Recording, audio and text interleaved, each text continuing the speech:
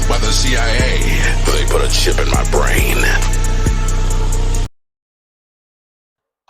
Alright, so for this video, I'm going to talk about anchored hypnagogia, which is basically combining the anchor technique that I had before, where like I'm anchoring my awareness, holding the stress ball as I fall asleep in order to lucid dream, right?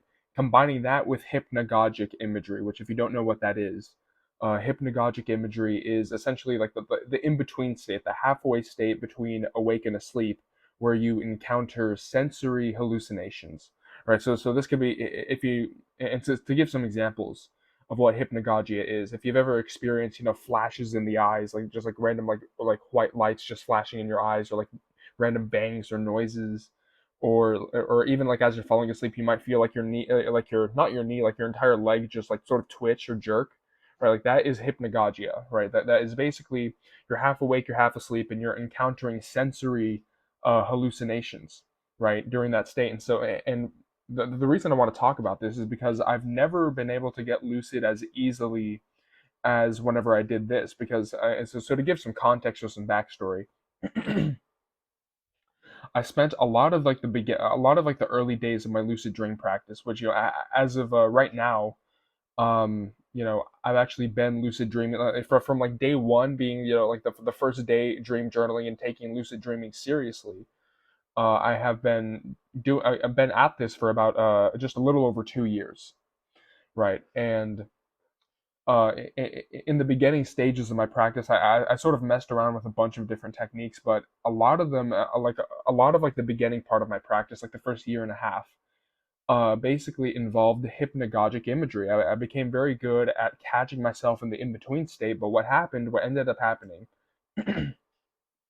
was that I became frustrated with how like I would always catch myself in the hypnagogic state, but I would always excite myself awake, right? And there's also the fact that hypnagogia doesn't always happen. It is a natural phenomena that may or may not happen, right? It does happen more often than you would think, but if you can become aware of it and catch it. But um, you know, I essentially decided to drop it because I was frustrated. I decided, okay, hypnagogia is BS. It's too tedious. It's way too hit or miss. It's I always wake myself up when I catch myself there. So I decided to switch. I decided to essentially throw away hypnagogic imagery and replace it with just the stress ball anchor technique, which is basically just like holding this in my hand and using this as an anchor for my awareness as I fell asleep. And so I've spent the recently I've essentially decided to just stick with this technique, and so I've gotten extremely good.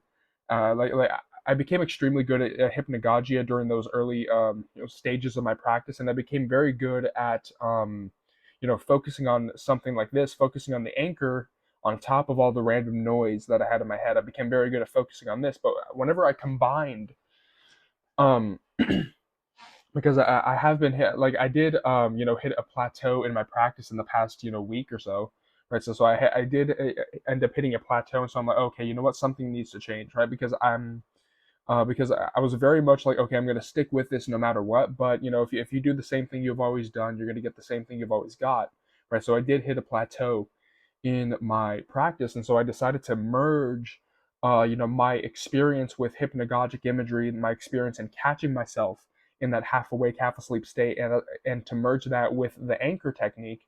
And the other night, like not last night but the other night, I got 2 lucid dreams in a row because of this. And I've never gotten lucid as easily as I did during that night. And so to give just like a basic rundown of like the 2 lucid dreams that I had. The first one, as I was falling asleep, as I was focusing on my anchor and falling asleep, I ended up catching myself while I was hearing like low like electronic bass sounds in my ears, right, as I was falling asleep, and it would randomly come and go.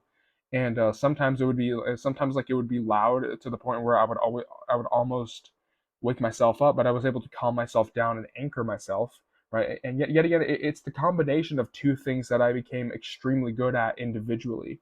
I became very good at catching myself in the hypnagogic state individually, and I became very good at focusing on my anchor individually. And so when I combined the two together, it ended up being uh, you know sort of like an explosive reaction, right? Where I was able to catch myself while I was hearing these random sounds, and then I remember I encountered like I felt body. I got X-ray vision through my sleep. I was able to see through my sleep mask, right? And this happens during the hypnagogic state, where so sometimes what will happen is I'll see through my sleep mask because I wear a sleep mask, and I'll be able to see my room through my sleep mask. And I felt like this sort of buzzing energy in my body that made it felt like a numbness, but also like a buzzing energy throughout my body. And what I was able to do then was I was able to sit up out of my body, and because of the fact that my arms felt numb, right? I tried to move them, like this. I tried to wiggle my fingers and to sort of slap the floor of my room to create more sensation and to sort of ground myself, as I sat up out of my body. And then I felt something touch like the back of my foot. I felt because I was kneeling on the floor, like sort of sitting up and trying to get myself oriented, and so I felt something touch the back of my foot, and so I sort of got startled awake by that because right. But I woke myself up from that. But like the second lucid dream, so that was the first lucid dream that I had. The first maybe it's an astral projection, right? Right, but the second lucid dream that I had was essentially, and yet again, I was doing the same thing where I was anchoring my awareness, and I was also catching myself whenever these sensory hallucinations would happen. Or the second lucid dream that I had, it was literally just like that. Like I went from awake to asleep, and I almost like teleported into the dream because like what happened was that I caught myself whenever I was in like within like 5 like 10 15 seconds of the start of the dream, right? Because I was in a classroom. I was in like a computer lab, right? And I remember I was worried about like some schoolwork that I had to complete, even though I'm not in school, right? I was worried about some schoolwork that I had to complete, but then I realized that, oh, I'm dreaming because I had that intent to catch the sensory hallucinations. And so once I did that, I was able to ground myself by doing this. And I'll do a lot of things with my hands in order to ground myself, in order to stabilize myself in lucid dreams, right? And so I did this. I made sure that my hands were moving, and then I jumped on top of a table, and then I tried to exit the classroom in order to actually do stuff, right? But I ended up waking up at that moment in time. But the thing that I want to emphasize is that if you combine an anchor technique with a proficiency, if you get really good at focusing on something as you fall asleep, and if you get really good at catching yourself in that halfway state, then you're going to have a really, really, really easy time entering straight into a lucid dream from the get go, instead of trying to get lucid in the middle, right? I think that this is a missing ingredient that I've been sort of searching for, because yet again, like I threw out hypnagogia, I threw it in the garbage because I was like, oh my gosh, like, it's too tedious, and I keep waking myself up. Every time I catch myself in these hallucinations. But because I think because of the fact that I had this anchor to tie everything together, because I had this anchor in order to ground my awareness, in order to focus on this, despite the sort of jostling and like the coming and going of these different sensory hallucinations,